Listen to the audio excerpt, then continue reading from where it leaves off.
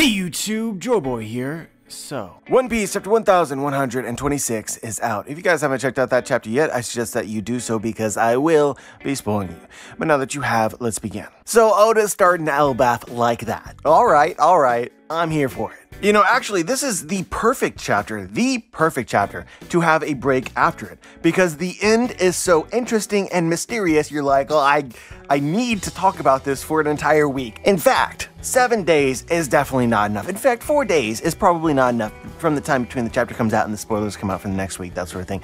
Anyway, guys, this is a banger, and it is incredibly weird that we don't have a break next week. I'm like, so what is Oda planning on doing next week? Did he confuse his chapters? But I'm going to be upfront with you guys right now. I have spent the last several hours trying to figure out ways in order to interpret the end of the chapter.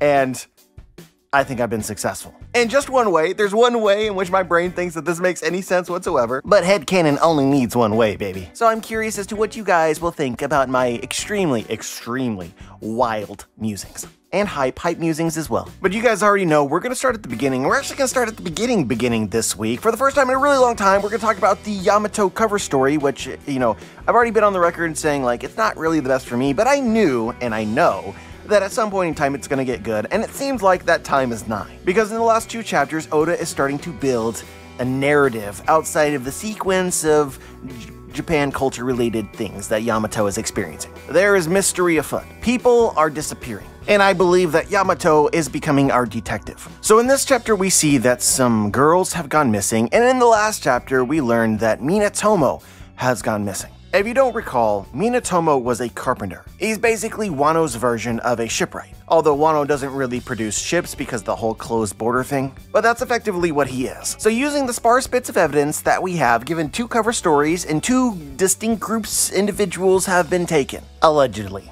we can make a sort of clumsy theory. Somebody is capturing people. So my guess is this is not a person of the law. They wanted a carpenter and they wanted girls. My immediate impression is that this person is a pirate, looking to build something that I think is a pirate ship, most likely to leave Wano, which is a notoriously difficult thing to do. And they wish to do this with some eye candy, aka girls. Already a banger theory, I know. So let's cut the BS, guys. I think that a character that fits this general profile of the direction I'm trying to take this is our guy Queen. And just frankly, we lack characters from Wano that would not be a part of Kaido's crew that would have motive to do this sort of thing at this moment. Girls, check. Some kind of construction that leads out of Wano, check. Of course, many people think that Queen is actually dead, but you guys know how that sometimes goes, right? It's probably more likely that Queen is alive. So for the longest time with this cover story, I think that my general headcanon and something that resonated with a lot of people is that the conclusion of Egghead, or in the middle of Egghead, Blackbeard made contact with Caribou, who knows where the ancient weapons are. One of the ancient weapons, Pluton, is located in Wano. For Yamato's cover story to basically end with the Blackbeard pirates arriving in Wano made a lot of sense to people for months. But we actually got to see Blackbeard in the chapter, and he's still some time away from mobilizing his forces to really target Wano. In this chapter, his crew is accounted for. So with this reveal, my mind then works towards what does the end of this cover story look like to Oda? Because I'm fairly certain it's going to end with something that we're going to think is really cool, consequential to the main storyline, something to that effect. The Beast Pirates being alive could be that thing. Yamato being the one to find them couldn't be any more fitting for things that I want to see. Both Queen and King are alive. After Shanks arrived, Green Bull was unsuccessful in taking them from Wano. And y'all can outrage if you want to, but I wouldn't be totally surprised to see that Kaido is alive as well. Even if he's like in a coma or something like that. So this is my new headcanon for now. But I am curious as to what your interpretations of this is, where you think Oda is going to go with this. And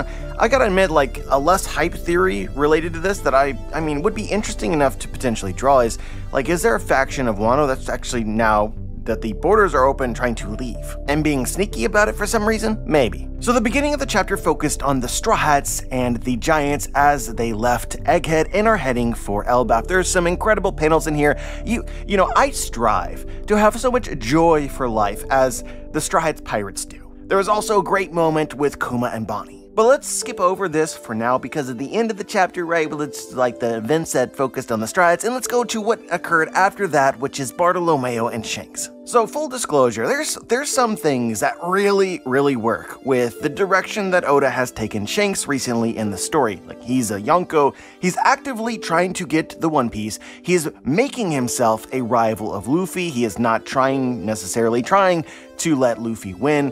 And so, like, there's things about that is cool. But there's also things about that make Shanks incredibly confusing. Are you trying to win, or are you not? So where the story left off from, God, it feels like hundreds of chapters now, Bartolomeo declared war on Shanks. He attacked Shanks' territories and burned Shanks' flag. Bartolomeo, however, is a known asshat. What did you really think was gonna happen, Mr. Bartolomeo? You think you're gonna take on Shanks by yourself? You think he's just gonna let it happen? I honestly feel like Oda's objective with the character of Bartolomeo is subliminal messaging, a low-key story to teach children not to sniff glue. Oda's lurking on the internet, he's seeing all these K-pop fans, he's seeing all these Swifties, and he's thinking to himself, man, they're one order away from storming the Capitol. But at the same time, all of this is incredibly hilarious because Bartolomeo is so pure. He and his pirate crew are defeated by Shanks, they're having a trial in front of him, and he's basically like, wow, I didn't realize that all of the things that I did was a terrible idea. I am literally too stupid to be a subordinate of Luffy, please kill me. But this is what I mean when I say that Shanks is right now really confusing, because he took this opportunity to give Bartolomeo a test, essentially a test of his loyalty to Luffy. A member of Shanks' crew gives a bottle of poison to Bartolomeo, and Shanks says, we can overlook this if your boss takes responsibility and drinks the poison. And he tells us, like, oddly specifically, that the poison causes intense pain, blood erupts from the victim until they finally die. Which, as a side note, I wonder if this is actually something that might eventually happen to Luffy, not from drinking the poison, obviously, but just in general from using his abilities. It's just been my thought for the longest time that Luffy in Gear 4th, if he is touched by, for instance, Blackbeard, who can nullify Devil Fruit abilities, the shape of Luffy's body, as he is rubber, suddenly he is not rubber. I mean, like, Luffy should literally explode. I wonder if this is some kind of, like, foreshadowing to something that will eventually happen to Luffy. But the reality here, of course, is that this was not actually poison. Shanks was not going to give Luffy an actual poison. Bartolomeo didn't know that, however. At this point, I don't think that Bartolomeo is aware of Luffy's connection to Shanks. I wonder how many people in the world are actually aware of this. But he's certainly not aware and decides to drink it himself because he is unworthy. And as you would expect, nothing happens. But I'm just gonna go ahead and say it because it's on my brain. This middle ground that Oda is playing with Shanks in parts works and in parts does not. Every time Shanks has that sly smile when thinking about Luffy makes me feel good. I enjoy that. Testing whether or not Bartolomeo is loyal to Luffy just reaffirms to me that Shanks is rooting for Luffy. So you're doing a bad job of selling the conflict, of selling Shanks as a legitimate adversary. If ever they are put in a situation where they might actually fight, the cost of all of this is tension, basically. I thought this before now, but I think this even more now. I'm never gonna fully buy that Shanks will actually intend on defeating Luffy. Therefore, I will never be able to fully buy that Shanks actually intends on acquiring the One Piece. Sorry. But if there's an interesting way to take this conversation, it's that immediately after Shanks lets Bartolomeo go, you see Yasopp behind Shanks essentially decide on his own to fire on and destroy Bartolomeo's ship. Rest in peace, the Going Luffy Senpai. A goated ship struck down too soon. But overall, this allows for some intriguing thoughts about how Shanks and his crew operate. We had a really long conversation about Shanks on multiple occasions since Shanks declared that he was going after the One Piece. And one of the things that I said at the time was that Shanks' crew, in effect, mirrors Luffy's crew. Everybody who is there wants to be there. So when Shanks first recruited all of his members, he wasn't upfront with them about saying like, hey, look, I'm looking for somebody that is going to carry on Gold D. Rogers' legacy. That person is not me, so that is my entire reason for being a pirate, so you guys join my crew so that I can help somebody else find the One Piece. I very much doubt that that is how the conversation went down. What I actually think is Shanks recruited the strongest pirate crew members that he could find, who were also philosophically or dispositionally aligned with him. And every single one of them, just the same as the Strats, had some reason to become the greatest, had some sort of lofty individual ambition when they first set sail. This is just how the story of One Piece works. You don't become the strongest unless you have big dreams, because strength basically boils down to willpower or desire. Yasopp, as an example, probably wanted to become the greatest sniper in the entire world. And this would only be possible if he was on the greatest pirate crew in the entire world. So it's possible there's a brewing conflict between Shanks and his crew. Essentially, they are trying to convince him that he's the one. I think that Shanks wanted to follow in Goldie Roger's footsteps. He wanted to be Roger's protege. He wanted to find the One Piece. He just struggles with believing that. And so he's very partial to Luffy, who he thinks is that guy. But he's also essentially responsible for the dreams of every one of his crew members. The reason that they set out to sail in the first place. They are relying on Shanks, and they believe in him. Whether this is right or not, what your opinion is about this, I'm curious, right? But interpreting the chapter from this direction is just really interesting. Shanks lets Bartolomeo go, and Yasub's like, hold up, wait a moment. Don't forget that these are our enemies, even if you like them and believe in them. It's also interesting to think of the red-haired pirates being free in a similar way as the Strahd pirates, and essentially Shanks allows them to act freely. Yasop made the call to shoot down Bartolomeo's ship on his own. Certainly, I think that this is a valid thought, and I can't be the only one who had it, because you have literally this moment of Luffy smiling about Luffy, and then Yasop says, "Hey boss, mind stepping out of the way?" Basically telling Shanks what to do, and we don't get Shanks' reaction to this. But then the story pans to Hachinosu and the Blackbeard pirates. Honestly, this chapter did more than anything else in the story to make me like the dynamics of the Blackbeard pirates. They're kinda goofy and likable when they're not being so evil. But yeah, speaking of characters that Oda wanted us to think might be dead but was not in fact dead, we have Garp. I don't know if I entirely believe Aokiji when he said he was actually trying to kill Garp but failed, but the justification for his survival, that he literally could not kill him, was incredible. But Garp surviving is not a great surprise to me. Obviously, when Garp died, there was a lot of discussion about this, and the only thing that I felt definitive at the time was that, like, Luffy, people had to be there when Garp died. Garp couldn't die off screen to everyone who matters to him. So I was pretty certain that Garp had to return in some form, and it just turns out that he returns in the living, straight up form. But that doesn't mean that he can't die in the future. We just want people like Luffy there and present. And it seemed like the main purpose of having a moment with Blackbeard in this chapter is just to establish all the things that Blackbeard is gaining and his moves going forward. He's mad at Avalo Pizarro for losing Kobe, but then discovers that because of Aokiji, he has gained Garp instead, which seems like a trade up. He also now has Pudding of the rare three-eyed tribe, which most likely has to do with reading the poneglyphs, but he is definitely on a poneglyph quest, and Pudding is supposed to be a part of that. Blackbeard needs a translator. And of course, at the end, we see Katarina Devon and Van Augur arrive to the island with Caribou, just another big piece that Blackbeard has acquired. As a side note, as Avalo Pizarro, the island, literally picks up the ship. You can see the buildings attached to his arm. They're now facing the wrong direction. I was like, this was a perfect opportunity for Oda just to draw people falling from the building into the ocean. Controlling an island like this has some serious downsides. But yeah, while it might seem intuitive for the Blackbeard pirates to be depressed that Kobe managed to escape and their island was attacked, overall, morale seems to be high. The way they seem to be taking it is even when Blackbeard loses, he finds a way to win. But there's also an admission from Blackbeard that now the gears of the world are turning and things are about to happen. This is definitely a big change for how the Blackbeard pirates have operated since Blackbeard became a Yonko. Basically, Oda is establishing that very, very soon, Blackbeard is going to become a more direct and involved player. He has secretly acquired pieces that he will now use. But as for what Blackbeard will do first, it seems like this chapter is a clue. We pan to Lafitte, who is watching the revolutionaries siege Mary Geoise. Blackbeard says, "Zihaha, this isn't the time to sit back and watch. Get ready." So Blackbeard has some plan for Mary Geoise. Just from process of elimination, I really find it unlikely that Blackbeard intends on allying with the revolutionaries in their siege of the capital.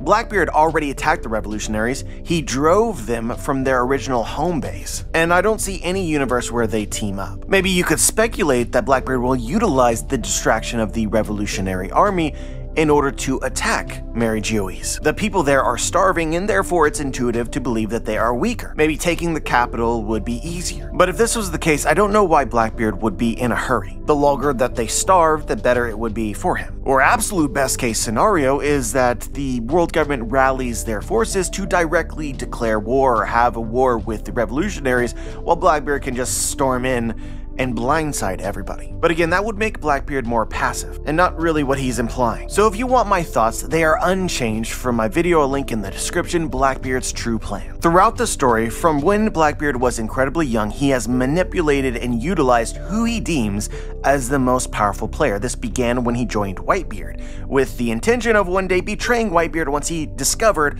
what he needed to while being on his crew. Even after he left Whitebeard's crew, his first goal was basically to become a Chichibukai, a power he felt like he could abuse. A power granted by who he saw as the most powerful player in the world government. And in that video, we also argued how the title of Yonko is something that is government approved, and Blackbeard becoming a Yonko provides him some protection because the world government does not attack Yonko. And in fact, as a Yonko, if another Yonko were to attack you, the government would try to involve themselves, thereby possibly helping you. So a Yonko is a crucial title that allows you to become a protected entity, assuming that you don't break the world government's rules. So I think this is the general way that we should think about Blackbeard, that he is manipulating and utilizing the weaknesses of the various factions around him to his own benefit.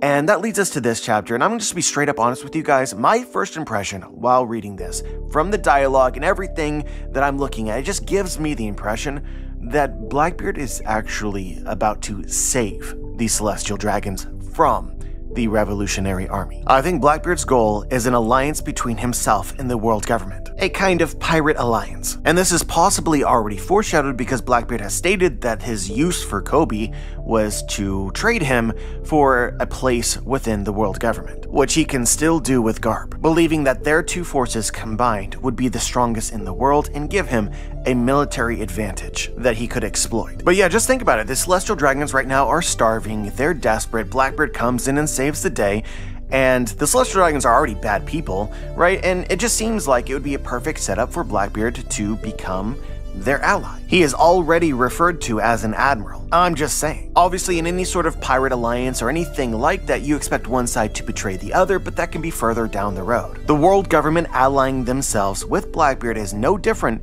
than the creation of the Chichibukai in the first place. They are government-sanctioned pirates. Now that the Chichibukai themselves are disbanded, the world government's control over everything is questionable, a world war is looming. It makes sense for them to seek powers that might be dangerous, such as Blackbeard. And I think that meanwhile Blackbeard is playing the long game because his target is most likely Emu, as well as, of course, the One Piece itself. But that can is a little bit further down the road. But yeah, guys, that is what I think. That is the impression that this scene gives me, but I am also curious what you guys think and how you have interpreted this. But all of this is, of course, just filler, because what we really want to talk about is we want to talk about the end of the chapter, and we want to talk about the strats and the giants. I think that I have some interesting things to say. So we began the chapter with an incredible feast, and we got an explanation for how Dory and Brogy left Little Garden and are here now heading to ELBAF. So after they attacked the giant goldfish, their weapons broke, so then it just became fighting each other with their fists. Oimo and Kashi were rescued by the strats in Water 7 and Enies lobby. They found their captains, found them without weapons, and convinced them that, hey,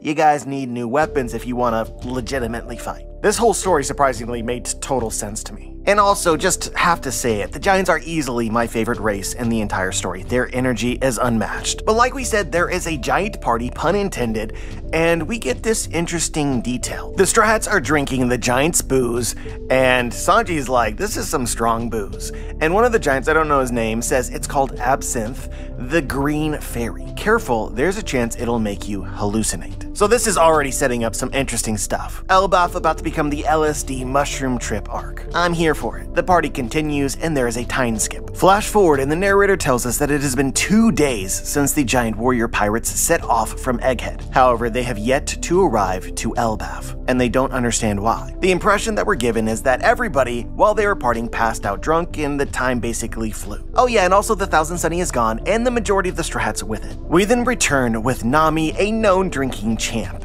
and we see this blacked out panel where somebody is asking Nami, hey, wake up. So she does, and she finds herself in Viking garb, alone in a new location, a castle which basically seems like it's made out of Legos. End chapter. So how the hell do I talk about this? Let's start by making observations and asking questions. I would have guessed that the giants of ELBAF are very familiar with sailing to ELBAF. The narrator tells us that 2 days has passed and that they have not yet arrived, which basically implies that it normally takes far less than 2 days to arrive to ELBAF from Egghead, and the giants do not normally have any issues accomplishing this. Just to put a number to it, I'm gonna guess that 1 day has just gone missing. So for sure something unusual is happening. This is not a natural phenomenon. This is not some sort of barrier of entry to ELBAF that most people experience. So I think that the logical conclusion is that somebody, a particular person or many people, are responsible for what has occurred. So the first theory, and I think that this is pretty straightforward, we learned in the chapter before last that there is a person in ELBAF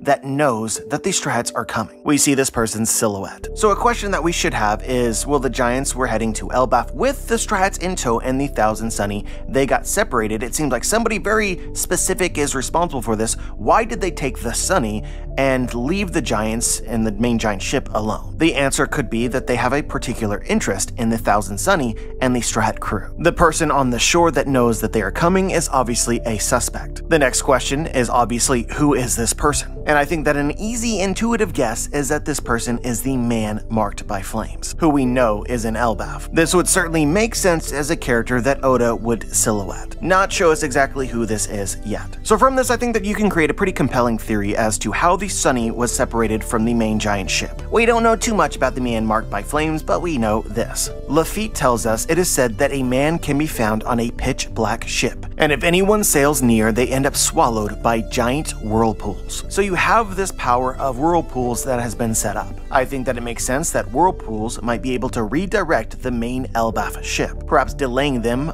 from their arrival to ELBAF or leading them in the wrong direction, setting them off course. But more directly, Lafitte tells us that these whirlpools are sucking up sailors and ships. So while the Great Eric could have been set off course, what happened to the smaller Thousand Sunny? It got sucked up by a whirlpool created by the man marked by flames. Just as an aside, it's curious as to what this power exactly is, this whirlpool power.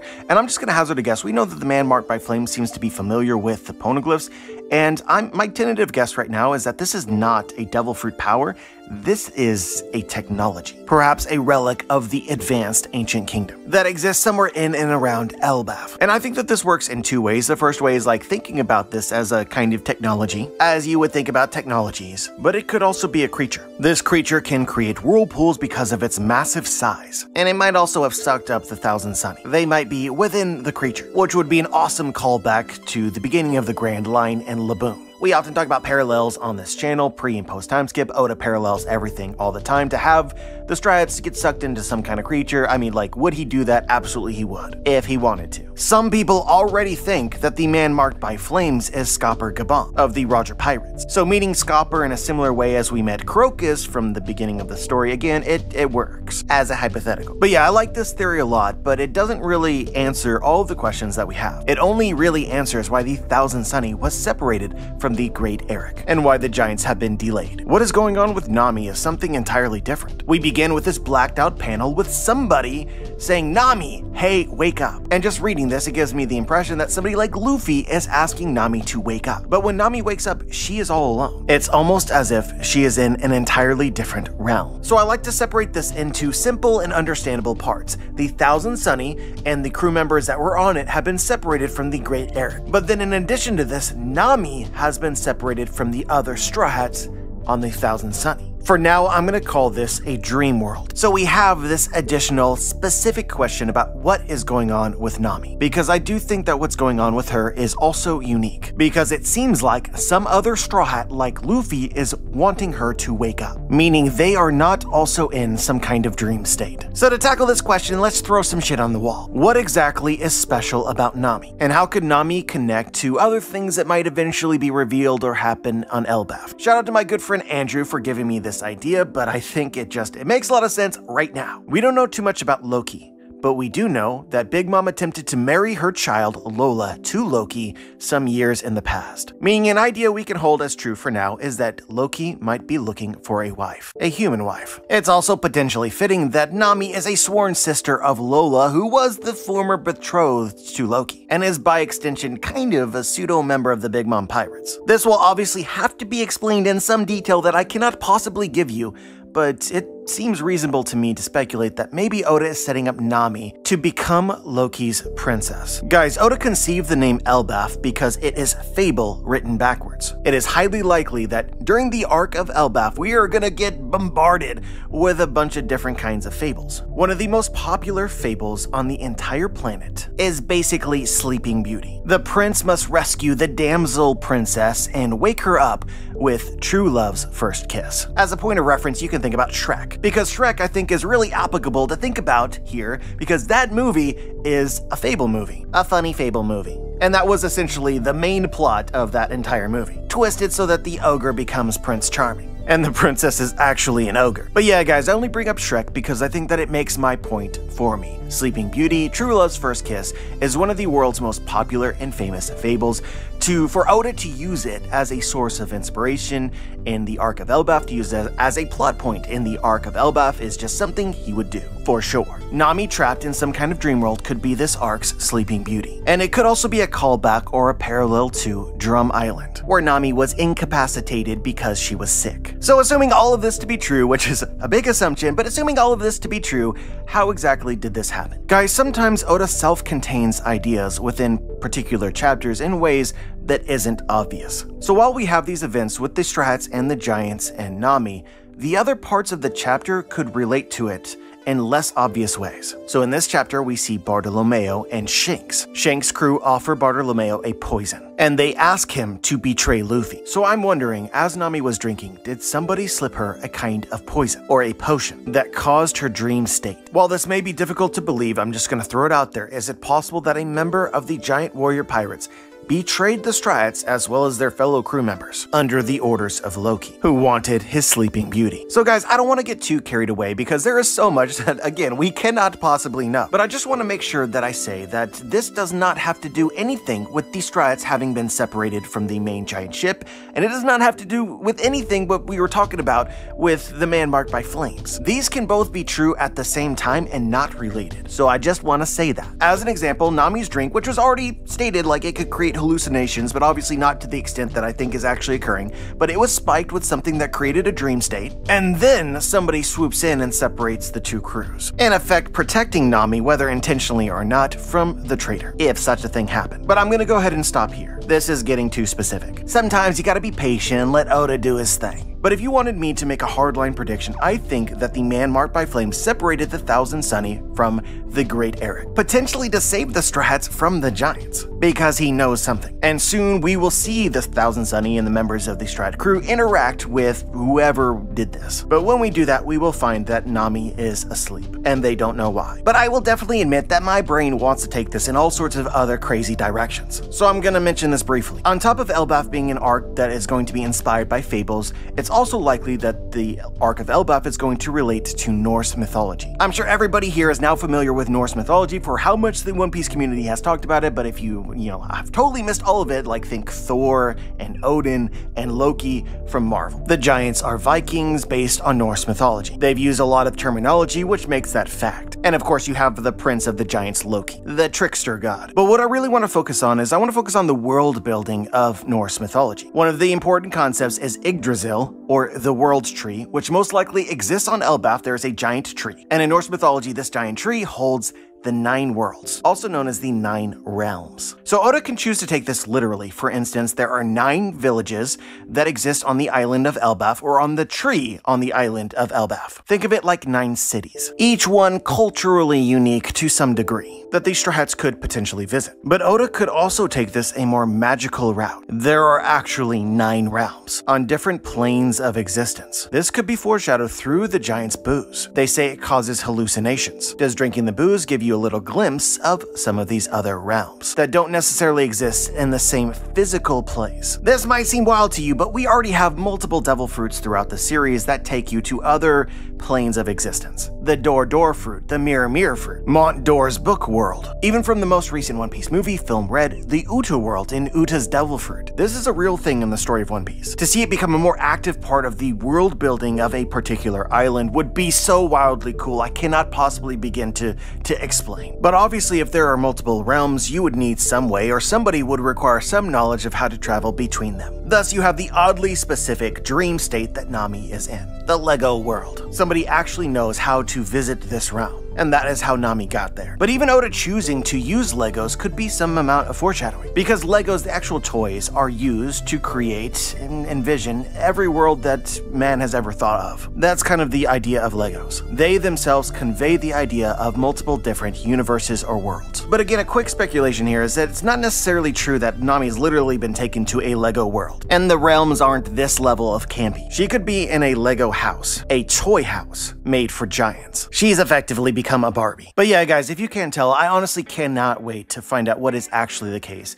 But just outside of like these specific speculations about what is going on, the introduction, like I consider this right now the beginning of the ELBAF arc, and this intro is one of the best. It has everything that I love in terms of mystery, and just that what the hell wacky confusion that I love about the story. It feels like the Seducing Woods in the Whole Cake Island arc, but I have this feeling that it's meant to be better than that. Rather than being a quirk to the intro to an arc, it is a feature of the arc itself. And rather than it seeming like magic, but in reality is just things that we're already familiar with in the story and sleight of hand, this might be closer to actual magic. But yeah, guys, a new arc starts post-time skip, and guess what? The strats get separated again. Nobody is surprised. I actually love it, because when the strats meet back up through whatever course of events takes place in the arc itself is always a great moment. Plus, it allows the strats to better individually shine. If something ain't broke, don't fix it. But I think that that's everything that I had to say today. Obviously, an incredible chapter of One Piece. I'm very curious as to what you guys think about it, whether you noticed something from the chapter that I might have missed. Just share your thoughts. If you're interested, you can check out my book, The Booms. Link is in the description. Like the video, subscribe, click the bell to be notified to join the squad. And as always, guys, have a wonderful day.